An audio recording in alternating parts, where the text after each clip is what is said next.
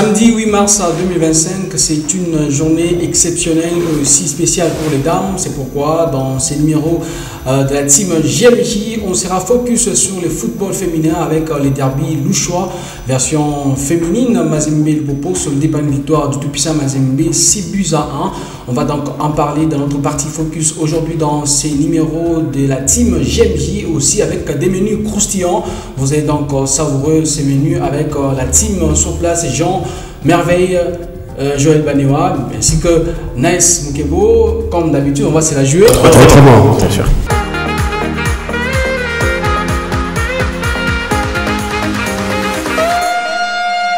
Et voilà, aujourd'hui on commence le 8 mars avec un mec spécial, Jean Choi, c'est sa semaine. Voilà, le 8 mars, tu fais ça. Faudra dire que des bases, vous savez, la semaine elle est vraiment longue hein, pour moi, pour notre ici. Je vais pas dire, pas créer l'unanimité. C'est une semaine du 8 mars, ce qui est aussi exceptionnel aussi dans toute l'histoire. Donc, je vous fais quelle semaine? Je vous fais ma semaine. Donc, on va dire. Déclaration, on va dire. Déclaration la semaine, les gens. Je pense que la semaine elle a toujours été laborieuse avec beaucoup de soubresauts. Surtout dès là où je travaille, il y a eu des choses qui se sont passées. Je crois que vous êtes connectés. Moi, je suis objet. Vous avez Moi, je suis vraiment objet. Non, mais il y a eu des choses, il y a eu des gens, mais il y a eu des. On va pas parler de l'agression ni de la menace d'agression. Mais on a quand même reçu une troupe de fanatiques de l'Opopo qui sont venus, bien sûr, du Mans. Bon, après, bon, ça fait partie de la semaine, mais écoutez, ça reste quand même une semaine. Hein. En dépit de ça, même dans le milieu où je travaille, il y a quand même des réaménagements qui font que, voilà, je puis passer une semaine hyper chargée, hyper laborieuse, pour dire. Ok, c'est ce qu'on va suivre d'abord dans cette vidéo des gens de Choli pour voir ce qu'a été sa semaine. Salut à tous, c'était un plaisir de vous retrouver pour ma chronique et cette semaine, elle a été chaude, très chaude. Tout part du mardi avec cette visite un peu brusque des fanatiques du football club Saint-Éloi de Popo à mon endroit de travail. Comme vous pouvez le voir, c'était un peu très chaud les échanges. Et ben, ils étaient venus chercher un journaliste de ma rédaction, il s'agit de Vini Agnel Mutombo. Mais je crois que ça s'est un peu calmé par la suite, après les échanges avec les directeurs financiers des HK6 Télévision.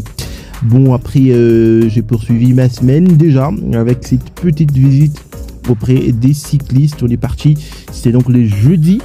On est parti faire une balade sur la route Kipouché. Vous allez voir des images, c'était incroyable. Et moi, j'étais juste derrière la caméra parce que vous ne pouvez pas me voir. C'est moi qui filmais ces instants de crazy walk, bien sûr. Allez, on va passer à notre... Bon, je vais d'abord vous laisser, vous laisser suivre ce que ça fait.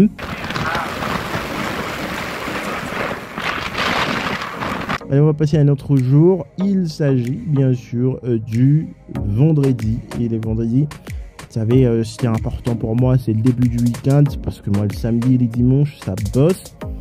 Et donc, ces vendredis, j'ai décidé d'aller prendre quand même un peu de temps avec des amis, la famille. Vous pouvez le voir sur ces tables, un petit repas, histoire de nous remémorer un peu des souvenirs. On a hyper bien échangé, c'était hyper wow, vous pouvez le voir.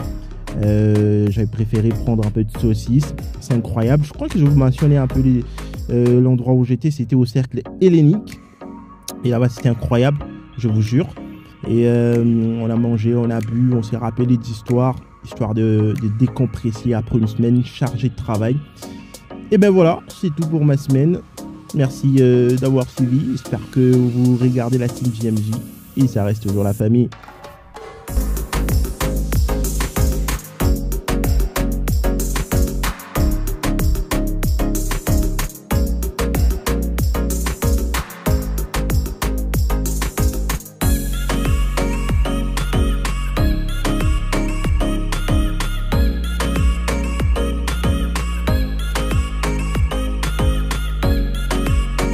Voilà, une semaine chargée avec tout ce qu'il a expliqué en amont.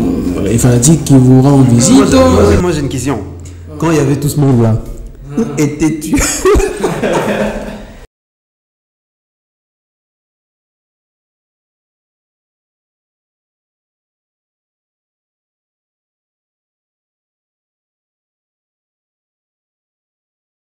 Je savais pas. 3 bus pleins.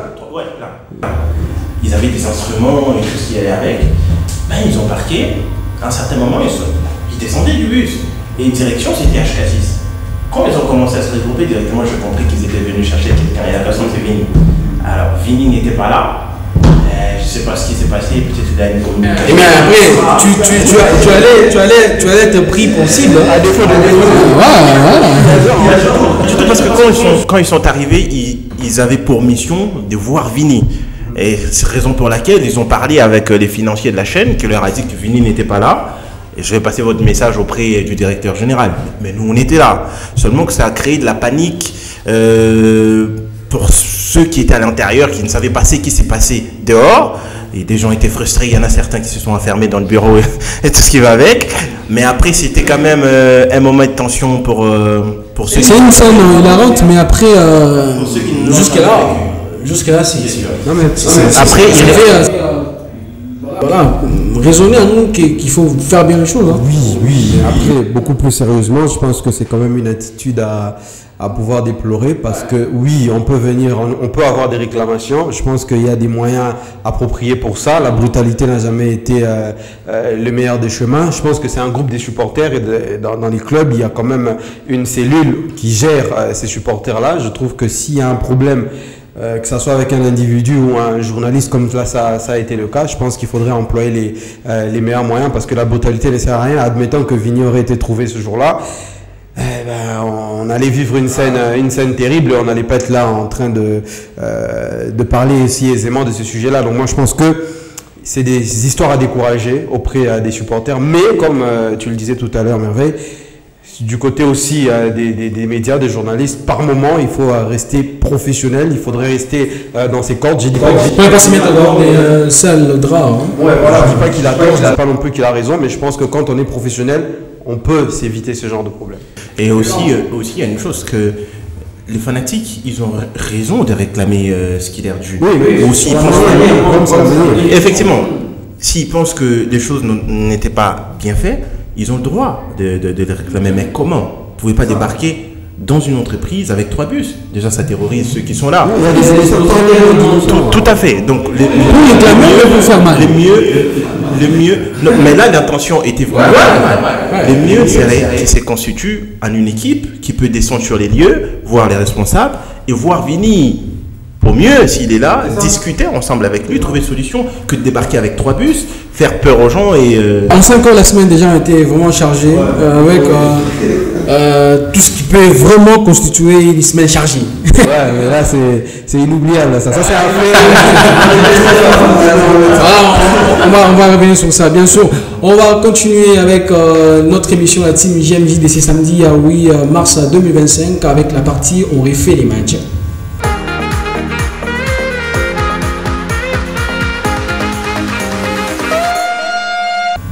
Et aujourd'hui, on refait ces matchs Lupopo Simba soldé par un match nul, un but partout. Lupopo qui a bien commencé sa phase retour de cette phase classique de la Ligue nationale de football, mais les cheminots face à Simba, en plus à domicile, n'ont pas su rester sur leur bonne lancée. Bon, voilà, ça reste un championnat. Ça reste un championnat, ce que les gens oublient des fois, ce que tout le monde se prépare, surtout en cette fin de première partie, pour avoir une place dans les playoffs. Et du côté de Colosi, à un certain moment, on comptait beaucoup plus sur Blessing, qui pouvait vous sortir des matchs hors pair. Et puis à un certain moment, Simba qui arrivait. Mais depuis le début de cette saison, Blessing, c'est vraiment maladif. Simba, ils ont une présidente qui a des moyens conséquent, même si j'ai toujours estimé qu'il n'aimait pas toujours à la disposition du club. C'est ça. Tout à fait. Et ça fait que ça reste un club fragilisé à un certain moment, même s'ils ont des éléments pour faire mieux que ce qu'ils proposent en en ces championnats. Maintenant, sur les matchs contre le Popo, il faudra dire que c'était un match techniquement maîtrisé par l'équipe de Simba, parce que franchement, ces buts de le Popo, il fallait aller les chercher. Et même derrière, il y a certaines décisions arbitrales qui n'ont pas plu à ceux qui étaient au stade. J'espère que dans l'autre partie avec Nice, on pourrait revenir là-dessus, parce qu'elle était là. Certaines décisions arbitrales qui n'ont pas forcément aidé Simba à remporter ces matchs, parce que franchement, ils ont dominé du début à la fin. Il fallait vraiment des interventions, comme je disais ici, arbitrales pour permettre à le Popo à un certain moment d'atténuer la tension et de revenir dans la partie. Donc c'était un match étudié dans un premier temps par les kamikazes. Ils savaient comment cette équipe de Lupopo fonctionne et ils l'ont contré. Et ça a fait que, bon, malheureusement, à défaut de gagner les matchs, ces matchs nuls a fait du bien, parce qu'il ne fallait pas perdre des points. Je disais tout à l'heure, l'objectif est d'aller dans les playoffs et chaque match est très important. Il faudrait aussi remarquer ici que Simba, depuis un certain moment, c'est un regain de forme, que ce soit à l'extérieur ou à domicile. C'est une équipe joueuse et gagneuse aussi à la fin. Ça, c'est hyper important. Simba qui s'est reconstitué et arrive à contrer le Popo à domicile. Et surtout, chaque match compte pour avoir une place dans le playoff. Moi, justement, pour le Popo, pour Simba d'abord, parce que je vais commencer par les kamikazes. J'ai suivi l'entraîneur dans le PP en conférence de presse d'après-match. Il dit que c'est plus un point de gagné que 2 points perdus. Je ne suis pas d'accord avec lui, d'autant plus que ce que Jean disait tout à l'heure, techniquement parlant, ils ont marché sur les cheminots. Ouais. Et en face, il y avait beaucoup d'erreurs défensives de la part du FC Saint-Paul-Popo. Ils auraient eu un peu plus d'efficacité offensive. On allait parler d'une victoire des hommes des Simba. Donc je trouve que l'entraîneur a peut-être, il a essayé d'enjoliver ce match-là, alors que c'est lui qui a plus perdu ce match-là que le Popo, parce que finalement le Popo il marque sur un coup de pied et sur un corner, pas tout pour la tête d'Orso Makou. Donc mais peut-être dans l'appréhension des équipes de groupe actuelles, j'ai dit avoir un match nul, c'est aussi parce que une victoire. Il le dit parce que c'est un grand club, c'est pas facile de jouer le Popo à domicile, etc. Oui, mais quand on est dans un terrain de football et que tu te rends compte qu'en face de moi, là, il n'y a rien, on n'est pas comme je l'imaginais, tu gagnes ton match. Donc je trouve qu'il se sont un peu loupés sur ce plan-là. Mais pour parler du Popo, ce que je veux dire, ça va peut-être pas plaire à Jules, notre caméraman, mais c'est l'habitude du Popo. Déjà, il n'était pas content quand j'ai commencé mon speech. Non, mais c'est l'habitude du Popo. En gros, ce que je suis en train de voir depuis la reprise de ce championnat, c'est que le Popo n'a pas encore atteint la maturité de la gestion d'un championnat. Regardez le TP. Le même Simba qui se déplace du côté de Kamalundo, face au TP malade que le TP est, mais Mazembe gagne tout de même 1-0. Mais le Popo qui reçoit à domicile l'équipe de Simba est incapable de battre cette équipe-là. Pourquoi? Parce que en face, il y a un coupable dans cette équipe du FC Saint-Paul-Popo. C'est l'entraîneur Luc Emaël. Le Belge, il vient, il fait un mercato. Dans ce mercato, il ramène quelques joueurs, dont Mavungu et surtout le Camerounais Maxwell Djumekou. Et qu'est-ce qu'il fait? Il dénature le 11 qui a fait la bonne première partie de saison. Il avait cette assiette-là, ce milieu de terrain fantastique pour moi qui est le meilleur du championnat, avec OCT, Draman Kambo et Mika Miché. Mais depuis le classique, les derbies, il fait que changer son milieu de terrain. Et aujourd'hui, sur le match de Simba, l'équipe se faisait vraiment. Ils se sont fait balayer parce qu'il a finalement mis Draman Kambo sur le banc pour faire jouer Massimi. Alors que dans le match d'avant, c'était OCT qui avait subi ce changement. Dans une équipe de football, quand vous fragilisez vos cadres, vous fragilisez vos titulaires, ça impacte sur le résultat. Et regardez même en défense, la paire d'Aoudji et Ikoyo, c'est les deux qui ont joué pratiquement toute la manche aller. Mais on se rend compte à match retour, c'est Ikoyo qui commence à venir mettre l'un sur le banc. Et ça déstabilise. Ça déstabilise un collectif. Tu as ton avant-centre, Orso Makou, le pauvre, on lui a toujours emmené des attaquants. On ne comprend toujours pas pourquoi, mais finalement, c'est toujours lui qui s'impose. On l'amène Djumekou, et même quand vous regardez Djumekou qui arrive, il marque un but contre Don Bosco, mais après, il fait rien du tout. Pourquoi? Parce que même Djumekou, dans sa tête, il se dit, j'ai une forte concurrence. Parce que Orso Makou, tu ne le mets pas sur le banc comme ça. Et quand tu amènes un joueur comme Djumekou, tu lui dis, c'est moi qui t'emmène, j'étais connu aux Aigles, tu seras titulaire ici. Mais quand il arrive ici, il se rend compte que la concurrence va permettre d'être titulaire tout le temps. Donc, c'est le mercato de Luc Emaël qui pose aujourd'hui problème, parce que Luc Emaël veut imposer les joueurs qu'il a pris en cours de saison. Et ça, c'est dangereux pour un club, parce que moi, ce que je sache du football, c'est que le mercato de janvier, c'est un mercato d'ajustement. C'est pas un mercato de changement. Et je pense que cette équipe de Lupopo n'avait pas beaucoup à ajuster. J'oublie le latéral droit, le magnifique Lise Touba. Il n'a même pas été convoqué pour le match contre Simba. Et ça, vous fragilisez votre potentiellement meilleur joueur. Un jeune comme Lys Toumba, il peut faire un mauvais match. Ça arrive de Yamal de faire un mauvais match. Mais de surcroît, le match d'après, Mais de côté, c'est un problème. Mentalement, ça pose problème. Je trouve que le Belge, Luc Emaël, il nous montre aujourd'hui peut-être son mauvais côté, c'est-à-dire que la mauvaise gestion du collectif, et c'est ce qui pose problème à ces. Et depuis la manche allée, Luc Emaël était, on va dire, l'homme de la situation du côté des Lupopo. Est-ce que c'est le problème de son mercato ou bien c'est aujourd'hui pas un sursaut d'orgueil pour lui qui s'est dit voilà, c'est moi la star, c'est moi le boss et moi je prends même des décisions dans l'équipe? Je pense que ce qu'a dit Joël, c'est tout à fait clair, franchement, quant à ce. C'est beaucoup plus dans la gestion. On sait tous que depuis qu'il arrive au club, et avant même qu'il ne soit là, le Popo a un problème des stars. Voyez-vous? Et lui, quand il arrive, il s'impose, il essaye d'apporter sa façon de faire et tout de suite ça marche. C'est comme ça qu'il s'est fait adopter facilement par les fanatiques. Donc, mais après, se faire adopter à continuer les processus du travail, c'est ce qui est aussi important. Et là, je suis tenté à rejoindre ce qu'il disait ici Joël. La gestion lui pose un tout petit peu problème.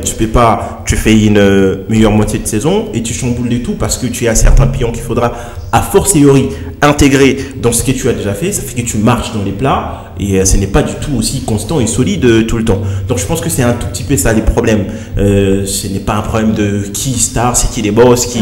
Ah oui, après il s'est dit ce côté-là. Parfois on le voit avec des Barça, des City, comme Guardiola est là, il s'est dit il veut mettre les taux au banc de réserve. Mais trop de pouvoir aussi par moment c'est pas bon. Quand on met trop de pouvoir à un seul individu, bah finalement il n'y a pas en fait il faut contrer par moment le pouvoir, c'est à dire qu'il peut avoir une mauvaise idée mais tellement que c'est lui qui a tous les pouvoirs, cette mauvaise idée là ne va pas trouver d'opposition et ça va emmener du mal au sein du collectif. Regardez ce qui se passe tout simplement, le derby contre le TP Mazembe Anglebert. La Mine, moi je pense que sur ce derby-là, il aurait mérité de gagner parce que la Mine avait bien préparé son match.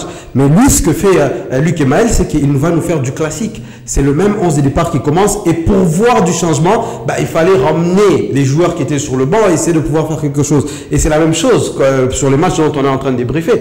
Le match contre Simba, il le gagne parce que Patou sur le banc, c'est lui qui rentre. Et c'est parce que Orso Mwaku, qui est ton titulaire que tu avais mis sur le banc, il entre et c'est lui qui fait la différence. Donc c'est un entraîneur qui est en train de perdre ce qu'il avait bien débuté et je trouve que s'il n'arrive pas à rectifier les tirs, ça va poser un problème parce que trop de concurrence, finalement ça tue l'équipe. On l'a vu avec Mazembe pendant beaucoup d'années.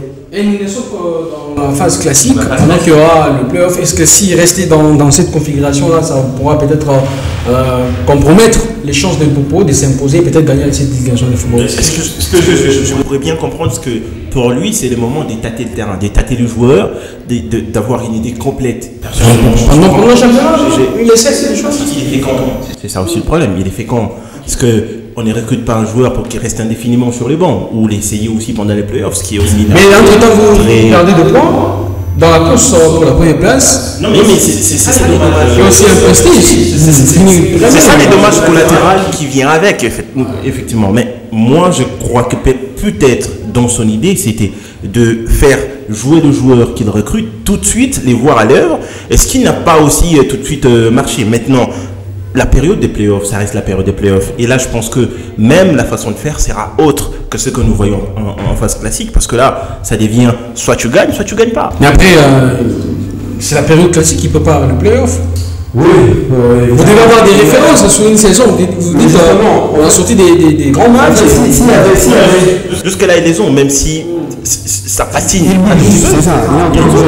Et s'il y a un club en RDC, en dehors de Magné Magnon, qui a toutes les certitudes sur ses forces et sa capacité à faire les choses, c'est le FC Saint-Alo-Popo. Et je trouve que oui, la période est peut-être appropriée pour ça, parce que je suivais d'abord l'entraîneur de Vita Club avant le match contre Maniema. Il disait, finalement, avec ce format, soit finir premier ou finir 5e, ou tant que tu es dans les 6, tu es au playoff et tu peux finir 5e là tout de suite et gagner le championnat. Oui, évidemment. Parce qu'aujourd'hui, il n'y a pas encore le feu du côté du FC Saint-Alo-Popo, mais pour le prestige, comme tu disais tout à l'heure, c'est important parce que le Popo en face, il y a quand même un Mazembe qui patauge un petit peu. Donc voir ce Mazembe malade finir devant le Popo, je crois que même dans les têtes des joueurs, ça va jouer. Ça joue énormément. Évidemment. Donc le Popo a le droit de finir premier Bah, c'est droit, c'est un droit. C'est un droit de tout le monde.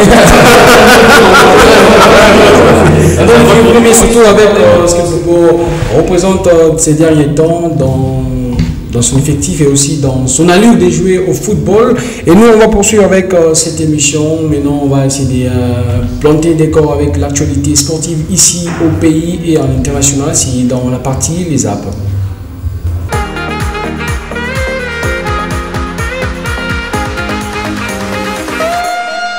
Voilà, c'est Les Apps dans la team GMJ. On va donc se mettre au cœur de l'actualité avec ses premiers titres. D'abord, on reçoit Nice Nkebou, la dame sur ce plateau, surtout c'est 8 mars. Bonjour et bienvenue. Bonjour Merveille, bonjour à tout le monde. Bonne fête, Nice. Mais il faut faire quelque chose, bonne fête. Non, mais déjà, il y a pas Qui a chanté? Non, mais elle va Je faire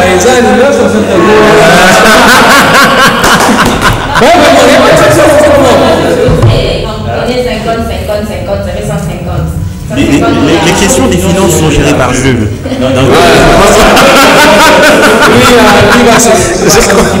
Oui, mais après. Voilà, c'est donc l'ambiance ici sur ces plateaux de la team GMJ. Les premiers titres, c'est les éliminatoires de la Coupe du Monde 2026 avec la liste des léopards de Sébastien Desabre. Effectivement, les éliminatoires de la Coupe du Monde 2026 pointent à l'horizon. La République démocratique du Congo va jouer ce 21 mars à Kinshasa au stade de Martinsra face au Soudan. Et pour ce faire, les managers et sélectionneurs des léopards A de la République démocratique du Congo, Sébastien Desabre, a rendu public la liste des léopards qui vont disputer ces matchs. On signale le retour de Cédric Bakambu dans la sélection. Oui, Bakambu, c'est un joueur quand même exceptionnel parce que il a encore marqué là en Ligue Europa, donc c'est en Ligue Conférence plutôt. Voilà, c'est un joueur qui revient et c'est un cadre et surtout que Bakambu revient dans un moment propice pour lui. Pourquoi? Parce que depuis son départ à la CAN, on se rappelle quand même qu'il n'a pas marqué lors de la dernière CAN en Côte d'Ivoire, mais le retour de Bakambu tombe à pic parce que les deux adversaires que la RDC va affronter, ce ne sont pas non plus les mastodontes du groupe, donc ça peut permettre à ce que la RDC puisse s'en sortir dans ce match-là, mais il arrive aussi dans une période où personne n'a pris sa place, parce que Banza, c'est 0 but, le jeune Essendé aussi, c'est 0 but, c'est à peine Kala Maïdé qui a marqué quelques buts avec les Léopards, donc Bakambu a toute la place et tout le pouvoir de revenir en tant que titulaire dans cette équipe. Et il faudrait quand même rappeler, ça c'est important de le dire, il fait partie des 3 meilleurs buteurs de l'histoire de la sélection de la RDC. Donc le retour de Bakambu, c'est le retour du patron. Et ça, on peut dire qu'aujourd'hui, à la sélection nationale, surtout on a un problème avec les attaquants. C'est pas facile de s'imposer. Quelqu'un comme Simo Banza, il est le meilleur buteur actuellement dans son club. Mais quand il vient à la sélection, c'est tout un problème. Et c'est des MMA. Kalala Meïdé, moi j'en ai convaincu dans le sens des jeux, mais je sais qu'il marque. C'est là ce qui convient l'entraîneur, c'est ça. Ça me fait quand même chagriner qu'un jeune comme Balikwishan ne soit toujours pas de temps en temps rappelé, même si je crois que c'est un garçon qui peut aussi, avec les temps, se développer et s'intégrer, faire mieux que ce qu'on a vu de lui, malheureusement. Effectivement. Ouais. Voilà, Ligue nationale de football, ici on prend donc les résultats des rencontres qui sont jouées dans la semaine et aussi hier, surtout notamment avec ces matchs nul d'un but partout entre l'équipe de l'AS V-Club et Magné Magnon avec ses coups francs, un amour des coups francs des seniors Diarra. Effectivement, avant qu'on arrive dans le groupe B, on démarre d'abord dans le groupe A, toujours pour les comptes de la phase retour de la Ligue nationale de football. D'abord, le Popo a joué contre Simba de Poulouizi. Ce match s'est soldé sur la note d'un but partout, un match où Simba devrait remporter, mais je me demande jusqu'à présent comment en Ligue nationale de football on a toujours ces problèmes d'arbitrage. Je me demande qu'est-ce qu'il faut pour que ça puisse s'améliorer. Les problèmes d'arbitrage sont internationaux. On va pas dire que c'est. On va pas dire que ce sont des problèmes propres. Demandez à Fonseca, il va changer quelque chose. On va pas dire que c'est des problèmes réservés à la Ligue nationale du football, mais là que ça fait mal, c'est que ici, on se voit que c'est forcé. Franchement, ouais, mais franchement, quand il faut aller chercher une victoire dans la poche de l'arbitre, mais là, ça devient compliqué. Et ça, il y a toute une commission disciplinaire faite pour sanctionner ce genre de bévues, mais je prends l'impression que même quand il y a des sanctions, il n'y a pas de changement. Il n'y a pas 1 ou 2 ans ici, on sanctionnait un arbitre, je me rappelle plus de son nom, 2 ou 3 arbitres comme ça pour avoir reçu quelque chose afin d'alléger l'essor d'une équipe certainement donnée. Et c'est quoi la suite? Parce qu'à un certain moment, je pense qu'il faudra qu'il y ait des séminaires, des formations, des renforcements des capacités de nos arbitres pour permettre à ce que nous ayons un championnat malléable et franchement qui va plaire à tout le monde. Même s'il faut le dire que c'est un défi des tailles à relever. Et la motivation aussi. Oui, ça a toujours été ça. Si un arbitre doit faire un match des Ligues nationales de football et recevoir $30 à la fin du match, et qu'il sait qu'il $30, c'est ce qui est écrit, $30. Ce qu'il doit recevoir, c'est $30 et qu'il sait que lui, il peut faire les matchs pour le popo, à la fin, il peut avoir $200, $300 ou $1000, mais les choses sont claires, des amis. Moi, je suis clair. Même à sa place, écoutez. On te donne $1000. Tu as arbitre, on te donne $1000. Alors qu'à la fin, tu devais avoir $30. Bon, moi je suis l'FC Merveille, je te donne $1000 pour que je gagne face à ma zone. Tu fais comment? Non, c'est privilège les spectacles. Privilège les spectacles. Le gardien de l'AS Maniema Union, j'oublie le nom. Il a quand même posé le crampon sur la cuisse du jeune latéral droit des Italiens de Kinshasa. Il y a eu coup franc, carton jaune, alors que là, c'est coup franc, carton jaune. Ah, tout à fait. Et ça, c'est un mec qui parle. Un mec est bien. Non, c'est le match. Ok, on est toujours dans le groupe A. Cette fois-ci, on prend le match qui a mis aux prises le Corbeau des Mazembe face aux guerriers de Bazano. Ce match s'est soldé sur le score des 5-1. Mazembe qui a marché sur Bazano, qui n'arrive toujours pas à se révéler en cette 30e édition de la Ligue nationale de football. Il faudra dire que l'équipe de Bazano, c'est une équipe maladive. Depuis le départ de Maboucha, c'est tout ça le problème. C'est que Maboucha est parti, mais ce nombre est sur l'équipe de Bazano. Et c'est lui qui est là, excusez-moi les termes, mais il n'arrive pas à relever des défis et à placer aussi la barre au niveau que Maboucha l'a laissé. Et ça fait qu'on a une équipe des Bazano qui peut avoir des problèmes internes plus que ce que nous ne voyons à l'extérieur. Et ça gangrène la progression de cette formation et que derrière il y a les présidents tutélaires du club qui doivent à certains moments tout le temps mettre ses moyens pour permettre aux joueurs de se déplacer, d'avoir des quoi manger, d'avoir des primes pour les matchs et ça déprime et les résultats ils sont catégoriques et logiques. Vous n'attendez pas de ces Bazano-là faire face au tout-puissant Mazembe. Donc je pense pas qu'il y ait des surprises, c'était déjà prévisible. Alors, pour clôturer dans le groupe A, il y a les Kamikazes de Lubumbashi Sport qui ont été battus à la maison par les BNT Racing 2-1. Lubumbashi qui a dominé la partie, c'est vers la fin du match qu'ils se sont fait rattraper au score et même être battus sur la pluie.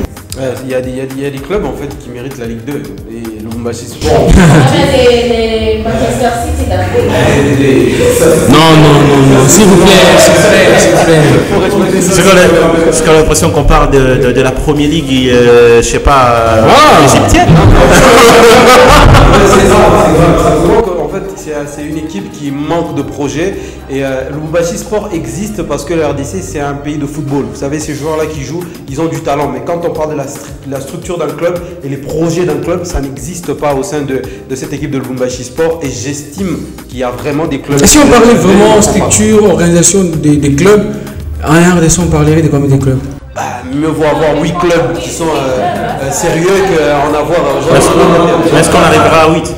Là aussi, ça ne marche pas toujours pour le Stade de Kinshasa. C'est déjà des matchs nuls et un match perdu. Ils ont livré hier un match face à Maniema Union, un peu partout. Joël, ton équipe revient petit à petit, mais jusqu'à présent, il n'y a pas de victoire. C'était un match important. C'est un match quand même face au leader, il ne faudrait pas l'oublier. Et je crois que l'AS Vita Club fait un bon match en première mi-temps. En seconde mi-temps, le match était un peu haché parce qu'il y avait beaucoup d'engagement physique. Je crois que Kimoto le dit après le match, parce que même lui, physiquement, il a senti que son équipe a bien maîtrisé aussi la seconde mi-temps. Oui, c'est une équipe de Vita Club qui patauge, ça on le voit par rapport aux résultats, mais ça reste quand même... Depuis le début, la manche retour, le meilleur match livré par l'équipe de l'AS Vita Club de Kinshasa. C'est quand même Maniema Union, c'est quand même GFT Kitambala, il ouvre quand même aussi le score, mais c'était pas aussi suffisant du côté de Maniema parce qu'en face, il y avait quand même Vita qui a proposé quelque chose d'exceptionnel. Farid Ouedraogo, il finit homme du match, il fait 2 parades qui empêchent Vita de perdre ce match-là. Allez, on va clôturer par petit match. On va dire une désolation pour les dames de leur Motema Pembe. Ça fait déjà des défaite hier. Ils ont été battus par l'Ange-Vert. C'était sur le score de 3-1. La semaine passée, ils ont chassé le coach à la mi-temps cette semaine. Ce sont les fanatiques qui se sont mis aussi en colère et chanté des chansons un peu inappropriées pour les clubs. Guillaume Kazadi est le nouveau directeur technique des DCMP. C'est la surprise, c'est l'annonce. Ouais, mais je vous annonce parce que c'est un scoop. Mais après, écoutez, le problème des DCMP, on le dit chaque fois dans cette émission, et même Joël a essayé de parler de Magic Sport allant dans le même sens, c'est la structure au fait. DCMP est posé sur quoi? DCMP vaut quoi déjà? Les fanatiques, je comprends qu'ils soient frustrés aujourd'hui, qu'ils se fassent battre par Ange-Vert qui apprend à marcher en Ligue nationale du football. Ça peut faire mal, ça peut pousser à casser des chaises, à faire ce que vous voulez, mais c'est pas ça qui arrange, c'est pas ça qui permet à DCMP d'aller de l'avant. Mettez les moyens, recrutez, ayez un entraîneur qui va vous faire sortir de là où vous êtes vers une ambition, vers ce que vous voulez. C'est pas ces DCMP là qui est resté amorphe depuis 3-4 saisons et qui n'a presque plus de structures, hormis la présidence et des secrétariats qui fonctionnent quand même, on le voit. Mais le président peut se démissionner parce que depuis Paul Kassembe... Il y a une démission pour quel changement? Mais quand Kassembe est là, qui prend des synthèses? C'est un problème aussi. Mieux vaut lui que rien. Voilà, DCMP. Mais on sait que lui ne peut rien apporter de positif. DCMP toujours dans ses travers, dans cette Ligue nationale de football. On va changer de chapitre. Les éliminatoires de la Coupe du Monde Dames U17, le Léopard joue ce dimanche l'équipe du Bénin. Effectivement, ça sera sur la roulette du coach Baïlan Kabongolo, c'est lui le sélectionneur des Léopards Dames U17. On espère bien qu'elles vont se débrouiller par rapport à la fois passée, même si à la fois passée il y avait quelques déchets techniques, mais elles avaient gagné. On espère que cette fois-ci elles vont s'améliorer et aussi gagner. Les équipes d'âge, ça va.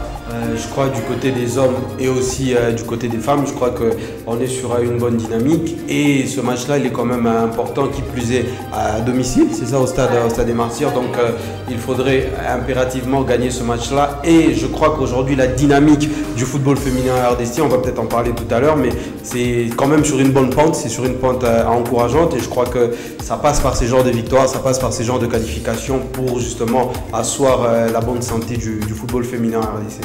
Mais il faut signifier que chez les hommes, ils ont raté la CAN parce qu'ils ont fini 3e au tournoi des demi-finales. Ils ont fait battre par le Cameroun comme je sais pas. On va y venir. Leur avant-dernier match, ils ne gagnent pas.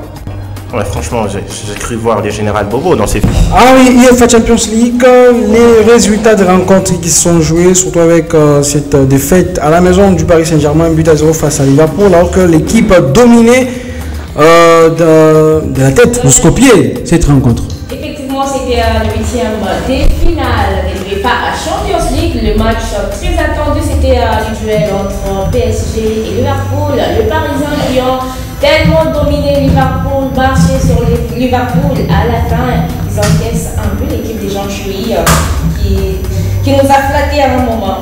Bon, c'est pas de la flatterie, ça reste du football. Ça reste du football. Je me rappelle à l'époque, je pense 2021 ou 2023, Paris a battu cette équipe de Liverpool alors avec Jürgen Klopp. Avec Jürgen Klopp, on se rappelle qu'à l'époque, tout à fait, si je ne me trompe pas. 2018, avant que Liverpool soit vraiment les Liverpool qu'on a. C'était en phase 0. Ça reste Liverpool avec les magiciens, Jürgen Klopp qui est parti. Donc aujourd'hui, on a Arne Slot à la tête de Liverpool. Ils ont battu, je sais pas, j'ai lu quelque part presque tous les grands champions de 5 grands championnats. Sauf le Barça. Ça reste, mais ils n'ont pas croisé le Barça. Mais attention, le Barça c'est les champions de cette saison. Le Barça n'est pas champion. Je peux finir ce que j'ai disais ici tout à l'heure. Et c'est un club d'ailleurs qui doit aller déjà se défaire du Benfica, même si après on sait un peu tout ce qui s'est passé. Derrière, les Paris Saint-Germain a fait son match. Moi, cette règle-là des hors-jeu, même si il s'agit d'une orteil, moi je sais pas, ou d'une peau, ou de tout. Mais si c'était pour Liverpool, ça me retourne encore l'esprit. On a fait les matchs qu'il fallait, mais c'est Donnarumma, je l'avais encore parce que là il fait tout un match, il est quasi tranquille, il est même sorti aller chercher sa chicha, il a fumé, il est rentré sur les stades, il n'y avait aucune occasion franche pour Liverpool. Et c'est la seule frappe, franchement, je ne sais pas comprendre, la seule d'ailleurs, le seul tir cadré, et il rentre dedans. Bon, après, ça reste... ça, c'est la baraka des grands clubs. Ça reste, Paris Saint-Germain, c'est rien du tout. Ça reste facile pour Luis Enrique. Le match retour, il est à la portée de tout le monde. C'est sûr que c'est un fiel, c'est sûr que c'est Liverpool, mais c'est Liverpool-là, il peut perdre. Il peut perdre à domicile, et je sais que Dembélé et tout notre collectif, on va aller faire des mieux, franchement. Alors, il y a aussi Simon où est venu l'international congolais, Ganaël Moukaou, son équipe est allée accrocher le Borussia Dortmund à la maison, un but partout, Lille qui a accroché Oui, les Big Dogs, ils ont fait un très très bon travail devant l'équipe de Borussia Dortmund. Mais seulement que Lille, on s'en rend pas compte. Ils sont en train de faire une saison exceptionnelle. Magnifique. Ils partent depuis le premier club en Europe et là ils partent à Dortmund. Tout le monde pensait. Mais avec beaucoup de sacrifices, ils ont sacrifié le championnat. Ouais, mais c'est ça. En fait, quand vous n'avez pas un effectif étoffé pour toutes les compétitions dans lesquelles vous êtes engagé, il faudrait sacrifier certaines compétitions pour être performant dans d'autres. Et Bruno Genesio, on n'en parle pas, mais c'est un entraîneur des grands matchs. C'est l'entraîneur qui te permet de passer un cap. Et je crois que les Lillois, ils ont toutes leurs chances. Ils vont jouer à domicile. Le match retour au stade Pierre-Mauroy, je crois qu'ils ont les chances de pouvoir se qualifier. Moukaou, quand même, il faudra en parler. C'est un joueur exceptionnel. Il fait une très très grande saison. Malheureusement heureusement pour le RDC, il est dans la liste, mais connaissant des Sables, je ne pense pas qu'il sera titulaire tout de suite. Alors, en Allemagne, on avait aussi ces duels entre le Bayern de Munich et le Bayern de Leverkusen. 3 buts à rien. Vincent Kompany qui ne s'est pas retrouvé dans ces matchs. Mais déjà, avant ces matchs, il faut rappeler qu'elle est... Mais c'est Vincent Kompany qui domine. C'est Vincent Kompany qui domine en Rousseau. 3 buts à 0. 3 buts à 0, effectivement. Il faudra dire qu'avant ces matchs en championnat, les Bayern de Munich battaient une fois de plus l'équipe de Leverkusen, 2 buts contre 1, il y a quelques semaines encore. Il faudra dire que cette saison, Alonso, c'est sûr qu'il a été magnifique, il a fait une saison extraordinaire l'an dernier, et ils ont joué la finale, il a perdu contre l'Atalanta. Maintenant, c'est dans la reprise et dans la durée que ça pose effectivement problème. Il y a des gens qui auraient souhaité qu'il parte après cette saison, mais il est quand même resté avec ses clubs de Leverkusen. Ils essayent de s'accrocher à ce qu'ils peuvent de mieux. Mais quand vous êtes en Allemagne, cette saison, les Bayern Munich, ça reste les Bayern Munich. Et ils ont la maîtrise totale de leur stade, de ce qui peut se passer. C'était à domicile. Donc je pense qu'ils ont pris leur chance. Et, voilà. Mais en championnat, les deux équipes, c'est 2 matchs nuls, aller comme retour. Et 2 matchs nuls, aller comme retour. Récemment, c'était un but partout, je pense. Non, 0 but partout. 0 but partout. Avec 2 buts partout. Vers ça, oui, des Patrick Schick. Voilà. Et voilà. Le Real Madrid qui a pris les décisions de l'Atlético Madrid, un duel tellement disputé. Oui, le Real Madrid reste le Real Madrid en Ligue des Champions, mais seulement que sur ce match-là, je ne suis pas rassuré sur les individualités madrilènes. C'est vrai qu'il y a eu une victoire de buts à 1 avec un match fantastique de Brahim Diaz qui pour moi méritait d'être l'homme du match, mais ça a été le Brésilien Rodrigo. Federico Valverde, il fait aussi un gros match, mais je pense que les tridents offensifs du Real Madrid, que ce soit Vinicius ou Kylian Mbappé, bien sûr associé à Rodrigo, n'ont pas été exceptionnels. Rodrigo, il marque ses premiers buts, mais Rodrigo, il fait que 30 bonnes minutes sur l'ensemble du match, sur le reste du match, il n'a pas existé et moi je me pose beaucoup de questions. Kylian Mbappé, on a retrouvé le Kylian Mbappé du mois de septembre sur ce match-là, donc il y a beaucoup d'incertitudes que j'ai remarqué du côté du Real Madrid lors de ce match-là, mais ça reste le Real Madrid en Ligue des Champions, c'est toujours un grand club. Moi la grosse déception c'est l'Atlético de Madrid qui a déjoué ce match-là. Et ils sont, ce qui symbolise d'ailleurs le mauvais match de l'Atlético, c'est Antoine Griezmann. Aucune occasion créée, il n'a pas existé dans ce match-là. L'Atlético marque ces buts-là, c'est parce qu'il y a Julián Alvarez qui est sur la forme du moment, la forme de sa vie. Il se débarrasse de Camavinga, il marque ces buts-là, mais dans l'ensemble, l'Atlético n'a pas existé face au Real Madrid, alors qu'on sait que cette saison, c'est pour moi l'Atlético le plus offensif depuis l'arrivée de Cholo Simeone dans cette équipe. Et le match retour, qui passe? Franchement, ça reste difficile, hein. Ça reste difficile quand ça joue l'Atlético. Donc l'Atlético ou le Real Madrid, ça reste un derby et c'est un match attention. même si c'est la Ligue des Champions. Maintenant, je pense que le Real a fait l'essentiel à domicile, c'était déjà de gagner ces matchs-là. Il faudra attendre le match retour pour voir ce qui va se passer. Mais je suis parti moi sur un 60-40 pour le Real Madrid. Évidemment, donc on va suivre ça de près pour la semaine prochaine, bien sûr, pour les comptes d'un manche retour de ces huitièmes de finale de l'UEFA Champions League. Ouais, déjà le Real joue le mercredi face à l'Atlético Madrid, donc c'est parmi les grands matchs de la semaine, et surtout avec ce match retour, l'équipe de Bayern Munich qui jouera l'équipe du Bayern, les Leverkusen. Ce sera donc pour les comptes de la semaine prochaine. Ici on poursuit avec cette émission, la partie focus. Aujourd'hui on sera dans les footballs féminins ici au pays, comment la gestion de ces secteurs là s'est fait ici, et surtout avec ces matchs à Mazembe Popo soldé par une victoire des Amélétoises 6 buts à 1.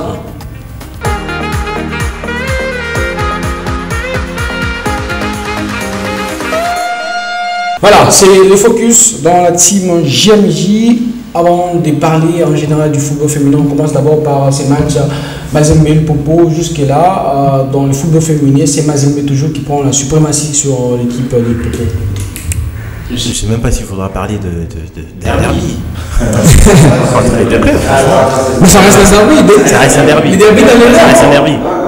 Dans le nom, parce que moi j'estime qu'un derby, oui, comme on le dit souvent, c'est la confrontation entre deux équipes populaires d'une ville, effectivement, mais au football féminin, le Popo n'est pas aussi populaire que Mazembe. C'est ça la différence, que à un côté, on a une équipe structurée, organisée, qui est allée jusqu'à remporter la Ligue des Champions de la CAF, qui a essayé de conserver certaines joueuses qui sont là depuis un certain moment, qui sont dans le projet. C'est presque la vitrine du football féminin au pays. Et de l'autre côté, on a une équipe qui souffre dans l'organisation et qui, aujourd'hui, n'a que sa présidente quand il faut décider, qui peut prendre des décisions et qui impacte sur la suite de l'équipe. Moi, j'aurais appris même qu'aujourd'hui, Gisèle Ngongwa peut se réveiller, faire son voyage, rentrer au pays, trouver que son club a enregistré 2 ou 3 joueuses et se dire que je ne le connais pas, bon, voilà, on s'en débarrasse. Mais comment voulez-vous qu'un club comme ça fasse la concurrence en face quand il y a Mazembe? Ça pose toujours des difficultés, ça pose toujours des problèmes. Et puis à un certain moment, il y a ces problèmes d'enregistrement de joueuses. On disait ici, il y a 2 ou 3 saisons, le Popo a eu des difficultés avec des joueuses vendues par Kikuni à l'époque, qui s'est retiré de ces dossiers comme s'il ne connaissait rien. Mais ça posait des sérieux problèmes à cette équipe-là qui a été suspendue. Ils étaient en manque de championnat, je pense 1 ou 2 saisons. Et c'est le retour aujourd'hui qui fait qu'à un moment, on rentre avec quoi? Qu'est-ce qu'on propose de nouveau face à la concurrence qui est en face, contre la championne d'Afrique en titre, qui est le tout-puissant Mazembe? Le résultat ne pouvait que être celui-là. C'est qu'à un moment, on a un problème d'organisation structurelle, on ne sait pas qui fait quoi à l'Opopo, et de l'autre côté, on a toute une institution établie et qui bénéficie d'un certain sponsoring, non seulement des dirigeants du club, mais venu aussi, et d'ailleurs, qui permet que Mazembe soit et reste ces monuments du football féminin au pays. Donc sur ces matchs-là, vous savez que franchement, moi je savais déjà des bases que Mazembe allait battre le Popo et c'était évident. 6 buts à 0, bon, c'est quand même passable. 6 à 1, c'est quand même passable. La saison dernière, il est près de 9 buts contre combien? 9 contre 2 ou. Voilà. Franchement. C'était gagné d'avance. 14, c'était 14.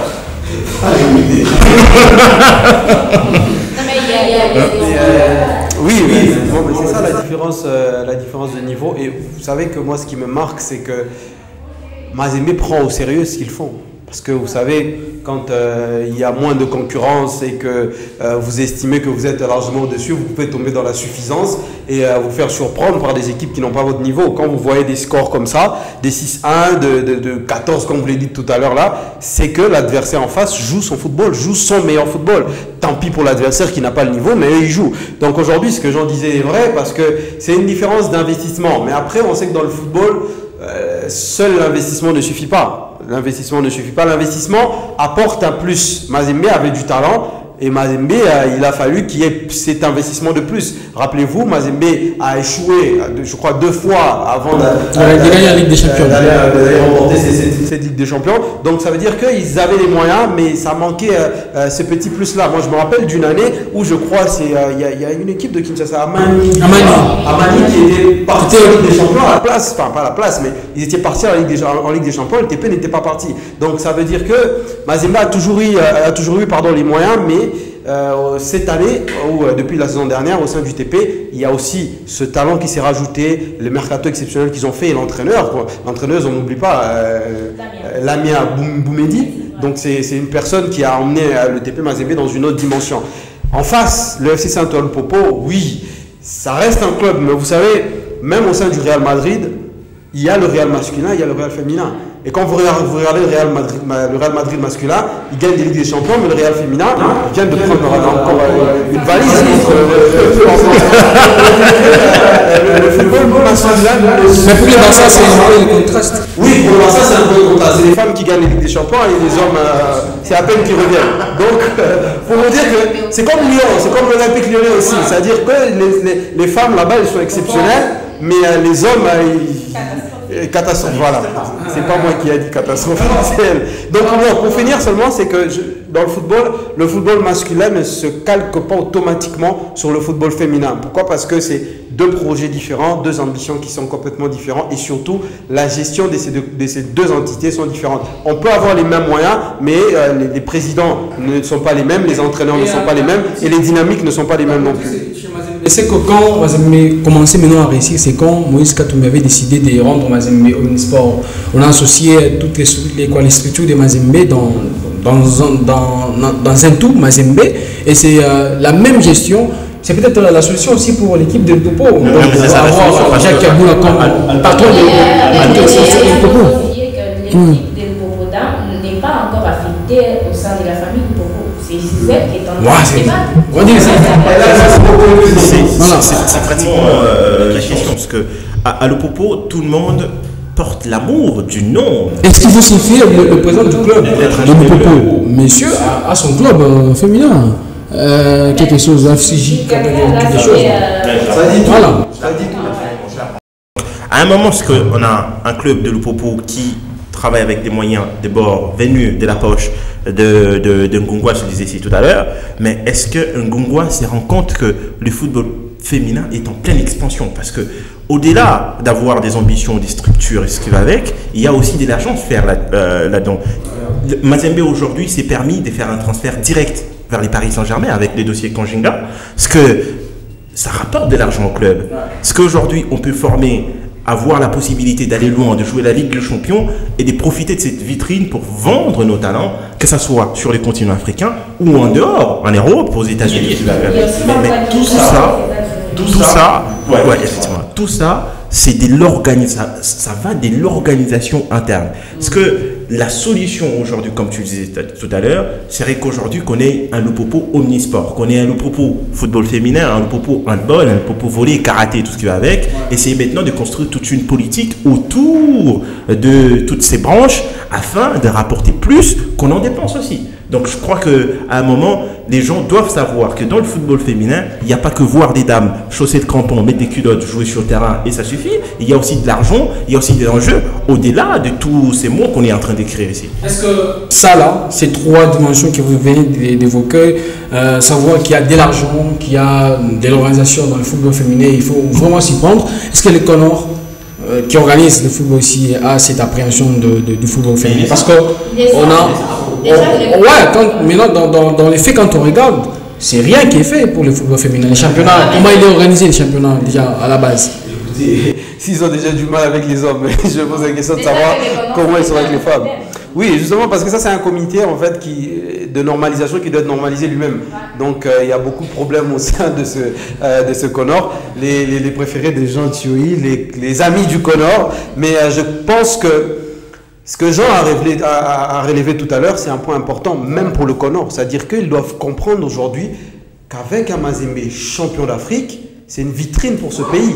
Donc quand tu es l'instance fêtière du football congolais, tu dois profiter de cette vitrine-là que t'offre l'un de tes clubs. C'est une question. Justement, c'est à partir de ça que tu peux mettre véritablement du sérieux, mettre de l'implication pour que ce football-là bénéficie de la visibilité du TP pour que les autres clubs commencent à exister. On l'a vu ailleurs, on l'a vu dans d'autres championnats, même en Afrique du Sud. Vous savez qu'en Afrique du Sud aujourd'hui, le fait qu'il y ait un club comme Mamelodi Sundowns, eh ben, ça permet, ça pousse aux autres clubs de pouvoir se promouvoir. Aujourd'hui, en Afrique du Sud, on peut facilement, et moi je l'ai remarqué, chaque année, il y a toujours pas un petit club, mais un nouveau club sud-africain qui vient en Afrique. On a vu les Marumbo Galantes, on a vu, ils sont nombreux. Aujourd'hui, récemment, on a vu Stellenbosch de l'Afrique. Chaque année, il y a des nouveaux clubs. Il y a des clubs comme chez Koukoune, par exemple. Donc, pour vous dire qu'il y a un football qui est en train de se développer. Et quand vous avez une figure de proue, comme on l'a aujourd'hui chez les femmes, qui est le TP Mazembe, eh ben, vous poussez les autres clubs avec une bonne organisation de pouvoir suivre le rythme. C'est vrai que tout le monde ne sera pas Mazembe, mais avec Mazembe dans le championnat, on peut avoir un bon niveau et ça va permettre à ce que le football soit bien vendu. Tout est de la faute du colonel. Mais franchement, tout est de la faute de la FECOFA, disons, aujourd'hui. Parce que on semble oublier, mais le football féminin est subventionné par la FIFA. Non, chaque année. C'est pour permettre aux pays ou aux fédérations affiliées à la FIFA d'organiser du football féminin au sein de leur pays. Et ça, on se pose la question, où part cet argent-là? On a du mal pour organiser tout un championnat régulier sur une saison. Et on se concentre sur une Coupe du Congo. Qui se joue en zone, et ce qui n'est pas aussi beau à voir, il y a toujours des problèmes par là. Et au-delà de ça, il y a Mazembe l'a compris si rapidement. La CAF a commencé à insister que tous les clubs qui veulent aujourd'hui recevoir des subventions et aussi recevoir les soutiens financiers et tout ce qui va avec, afin de monter des grades, devaient se doter d'une équipe féminine. Mazembe organise dans sa GBCR une équipe féminine et aujourd'hui qui remporte la Ligue des Champions. C'est ce que d'autres clubs n'ont pas encore compris, que ce soit Vita Club, que ce soit Maniema ou le Popo, on traîne encore les parts. Mais derrière, il y a des montants, c'est tous ces gens que je parlais tout à l'heure. Parce qu'il y a d'abord la faute qui est aujourd'hui incombée à la FECOFA, qui reçoit de l'argent mais qui n'investit pas réellement, se demande où part cet argent. C'est pas mal avec les choses de la DINAF. Et puis aussi... Là, c'est c'est aussi les il faut aussi se poser des questions. Cette dame-là, elle est, enfin, je connais pas son nom, voilà. Elle est à la LINAF il y a maintenant presque 3 ou 4, 5 ans. Mais il n'y a rien qui n'avance à cette LINAF, soi-disant. Parce qu'aujourd'hui, il y a toujours des problèmes. Il y a des clubs qui manquent, même aujourd'hui, des phares de dos. Quand ça joue la LINAF, mais la subvention qui vient pour ces clubs-là, ça part où? Est-ce que ça suffit aujourd'hui de payer de vareuses, d'avoir des maillots ou d'avoir des ballons pour se dire que c'est suffisant? C'est ça les problèmes. Donc je pense qu'aujourd'hui, le mal, il est plus enfoui. Il faudra aller les chercher au niveau de la FECOFA. Il faudra nous avoir un championnat organisé régulièrement. Il faudra nous avoir des clubs viables et fiables. C'est ça aussi le problème. Parce qu'aujourd'hui, tout le monde, Nice peut se réveiller le matin, c'est dimanche, c'est Nice, sans aucune ambition. Possible. Et il faut se souvenir ici à Lubumbashi, dans les championnats qui se jouent actuellement, il y a une dame, elle-même, elle est présidente, elle est coach, elle est manager, elle fait tout. C'est football. Avec ces genres de clubs, vous attendez à quoi? Et ça s'est prend 26 buts à 0 face à Mazembe ou 30 buts à 0. Et c'est normal.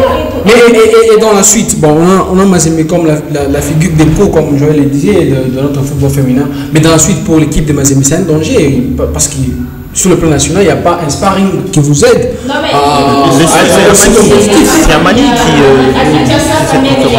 à Kinshasa, on peut dire qu'il y a un peu d'organisation, parce qu'à Kinshasa, ça se joue régulièrement. Il y a des équipes, en tout cas, il y a des présidents qui mettent de l'argent par rapport ici à Lubumbashi. Ici à Lubumbashi, il y a des équipes qu'on peut compter. Si c'est beaucoup, c'est 3. Il y a Mazembe qui a Moussichana, si je ne me trompe pas. Il y a Mazembe, Moussichana, Bikira, Baraka. Et les gens qui disent quand un match comme ça, on tabasse l'arbitre. Ah, c'est grave. Et l'équipe nationale aussi qui souffre de problèmes de contrat avec la sélectionneuse ou bien les sélectionnaires. On est content aujourd'hui qu'on a une sélection nationale qui part aux éliminatoires de la Coupe d'Afrique des Nations, s'il vous plaît, avec une coach assistante. Déjà des bases, ce qu'on appelle Kimoto, qui est à Maniema Union, l'objectif c'est de faire qualifier la RDC à la prochaine Coupe d'Afrique des Nations 2025, un pari gagné. Mais derrière, qu'est-ce qui se passe? Il est libre, il veut porter cette équipe de la RDC, mais il exige qu'il ait un contrat signé, reconnu par l'État, qu'il reçoive son argent comme c'est dû. Et la FECOFA vous dit qu'on n'a pas prévu ça. Les ministères aussi vous disent qu'on n'a rien prévu. Ce n'est pas budgétisé. Il n'y a pas cette politique dans le football féminin de bien structurer les choses. Aujourd'hui, il faudra se poser la question. Qui doit rappeler à la FECOFA que la RDC a une équipe de football féminin et que cette équipe mérite d'avoir un entraîneur en permanence? Qu'aujourd'hui, on a Lamia Boumedi qui fait ses preuves sur le continent, qui profite de cette brèche des désordres pour s'imposer, ramener l'équipe. On a des bons résultats contre les Botswana à l'extérieur et tout ce qui va avec. Mais c'est jusqu'à quand? Parce qu'à un certain moment, je suis aussi conscient que Lamia Boumedi exigera qu'elle ait aussi un contrat pour manager cette équipe de la RDC.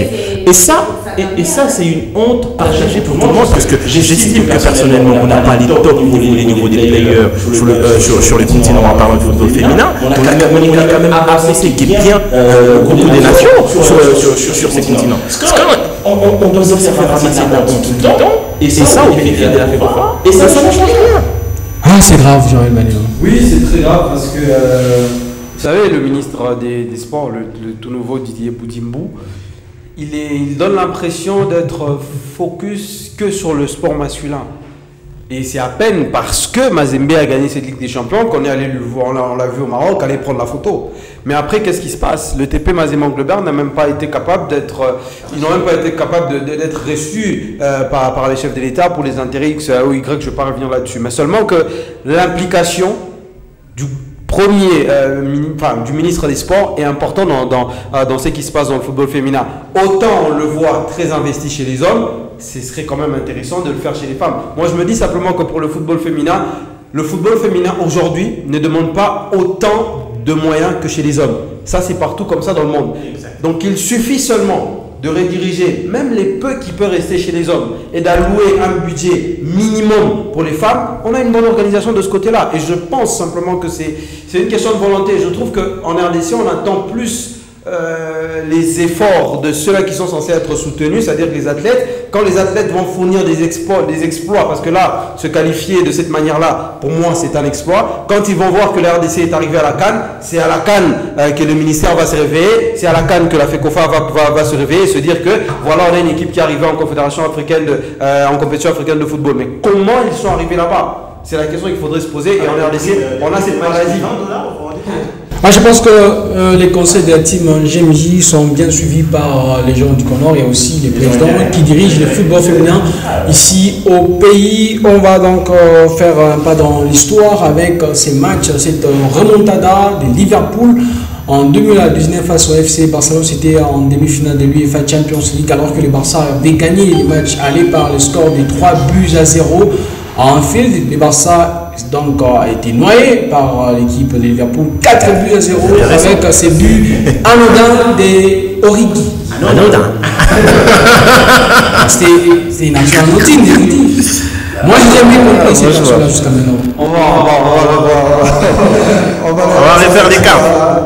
C'était un certain 7 mai 2019. Tous les fanatiques du FC Barcelone et les fanatiques de Liverpool se souviennent de cette date-là. Cette date restera gravée à jamais dans l'histoire de la Ligue des Champions de l'UEFA. Ce soir-là, Liverpool a réalisé l'une des plus belles remontées de l'histoire du football européen, écrasant le FC Barcelone de Lionel Messi 4-0 à Anfield en Angleterre, en effaçant ainsi la défaite du match aller 3-0 au Camp Nou du côté de l'Espagne à Barcelone. Dans une ambiance électrique, les Reds ont pourtant privé justement de leur star Mohamed Salah et du Brésilien Roberto Firmino. Les hommes de Jürgen Klopp ont livré tout simplement une performance historique pour se qualifier en finale de la Ligue des Champions. Dès les premières minutes, Liverpool affiche une intensité impressionnante, poussant ainsi le FC Barcelone à la faute. Dès la 7e minute, Jordan Henderson, capitaine des Reds,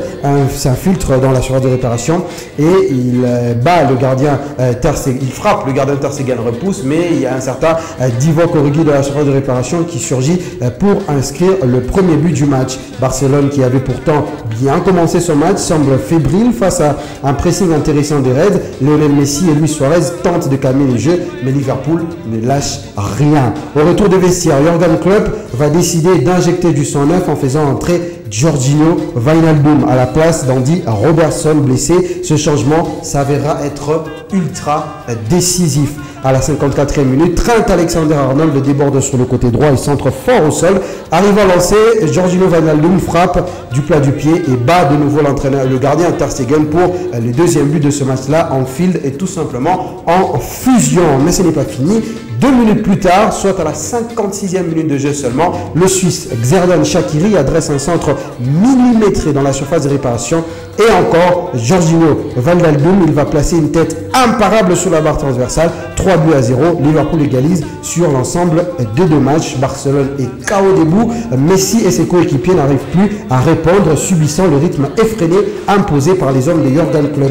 Alors que le match se dirige vers une prolongation possible, un moment de répit pour le FC Barcelone, mais à la 79e minute de jeu, Liverpool obtient un corner. Alors que les défenseurs du FC Barcelone ne sont pas attentifs, Trent Alexander-Arnold feinte de s'éloigner, puis joue rapidement un corner à ras de terre et Divock Origi, seul dans la surface de réparation, ajuste Ter Stegen d'un plat du pied précis.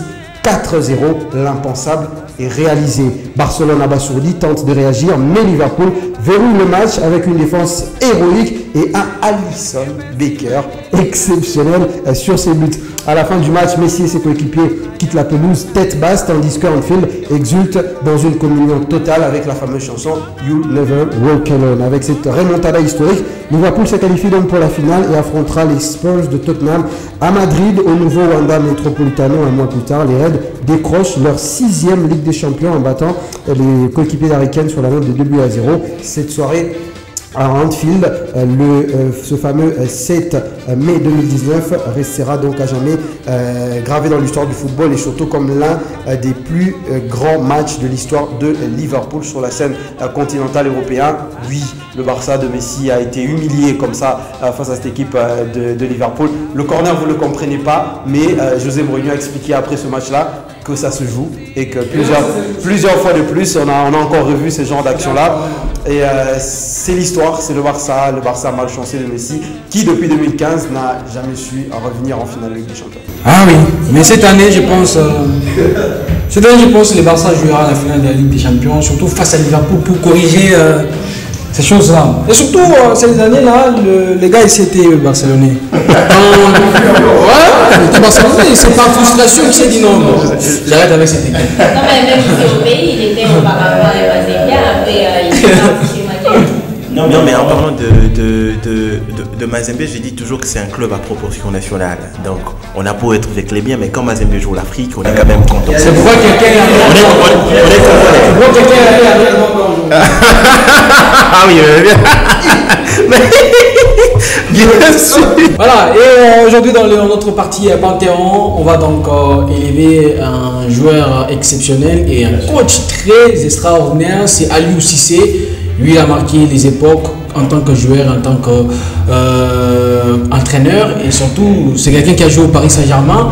Jean Choi a tous les éléments sur lui et c'est dans la partie Panthéon. Aliou Cissé est une figure emblématique du football sénégalais ayant marqué l'histoire à la fois comme joueur et comme entraîneur. Il est né le 24 mars 1976 à Ziguinchor. Il s'est forgé une réputation des leaders incontestés, d'abord sur le terrain, puis sur les bancs de touche. Aliou Cissé évoluait principalement comme défenseur central au milieu défensif.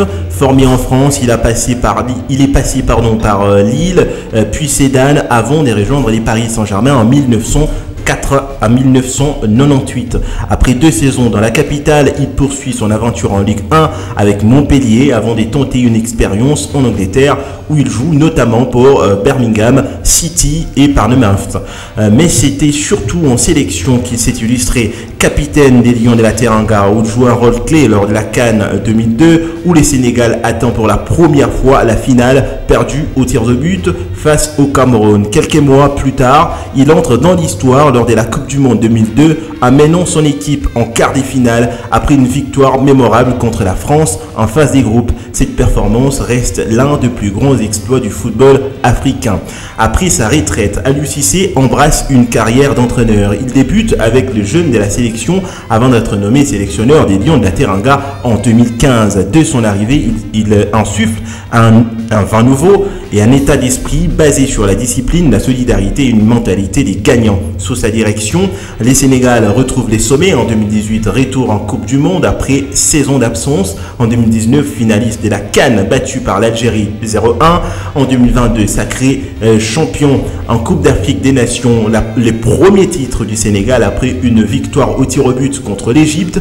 En 2022, qualification pour une deuxième Coupe du Monde consécutive où les Sénégal atteint les huitièmes des finales. Aliou Cissé incarne la résilience, l'excellence du football sénégalais. Son parcours des capitaines valeureux à la sélection victorieuse en fait une légende vivante du sport africain. Et une légende vivante du football, du sport africain en général. Aliou Cissé, c'est quand même quelqu'un qui a gravi les échelons. Ouais, quand j'ai entendu le nom d'Aliou Cissé, j'ai un petit tic parce que je me dis que en tant que joueur, je pense pas qu'Aliou Cissé mérite d'être dans le Panthéon. Mais quand on associe sa dimension du footballeur et la dimension de l'entraîneur qu'il a été, oui, il a sa place effectivement dans le Panthéon parce que oui, cette génération 2002, enfin, moi je ne l'ai pas très bien vécu, mais avec la documentation, on a vu que c'était explosif. Habib Beye, Aliou Cissé, ils étaient El Hadji Diouf. Donc c'était une génération exceptionnelle du Sénégal et c'était des joueurs qui jouaient en Ligue 1. Donc ça veut dire que c'était les enfants français, les néo-français qui ont battu la France en Coupe du Monde. Donc c'était un exploit historique pour le Sénégal, une fierté pour l'Afrique parce qu'après ça, je crois que c'est les quarts de finale. Ils se font sortir, je crois, par le Japon ou un pays asiatique comme ça. Donc c'était un véritable exploit pour le Sénégal. Il était capitaine de cette équipe-là, ça dit beaucoup. Donc après, il vient avec le Sénégal, grosse nation du football africain, sans couronne. Et lui, il vient avec la génération Sadio Mané et Kalidou Koulibaly. Il pose la couronne sur cette génération sénégalaise en remportant la Coupe d'Afrique des Nations. Ça fait de lui quelqu'un d'exceptionnel pour le football sénégalais. C'est un peu le Didier Deschamps du Sénégal. C'est-à-dire que c'est lui qui gagne la première Coupe du Monde avec Zidane, etc. C'est lui qui donne la seule Ligue des Champions de la France avec Marseille. C'est Deschamps qui est capitaine et c'est lui qui gagne la dernière Coupe du Monde en 2018. Donc c'est des figures comme ça du football d'un pays, mais c'est aussi un exemple pour le continent. Donc je crois que c'est un gros personnage et il mérite bien évidemment sa place dans notre panthéon. Par rapport à cette affaire, on espère aussi vous retrouver la semaine prochaine. Voilà, c'est la fin de la team JMJ. Aujourd'hui exceptionnel pour ce 8 mars 2025. On dit merci à l'équipe pour cette belle émission. On va se retrouver la semaine prochaine pour un autre numéro de la team JMJ.